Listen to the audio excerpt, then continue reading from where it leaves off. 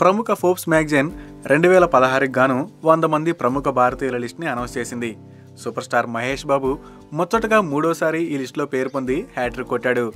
Last 3 ఇయర్స్గా టాలీవుడ్లో top స్టార్గా నిలుస్తున్న హీరో మహేషే.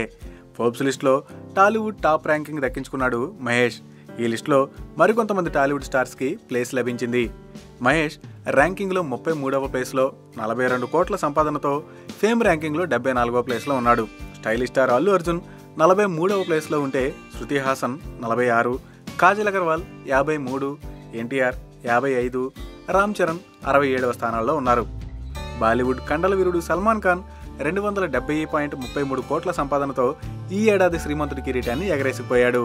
ఫేమ్ ర్యాంక్ 2తో ఫస్ట్ ప్లేస్ దక్కించుకున్నాడు. కింగ్ ఖాన్ షారుఖ్ 221.75 కోట్ల సంపాదన 3వ ఫేమ్ ర్యాంక్తో సెకండ్ ప్లేస్లో ఉన్నాడు.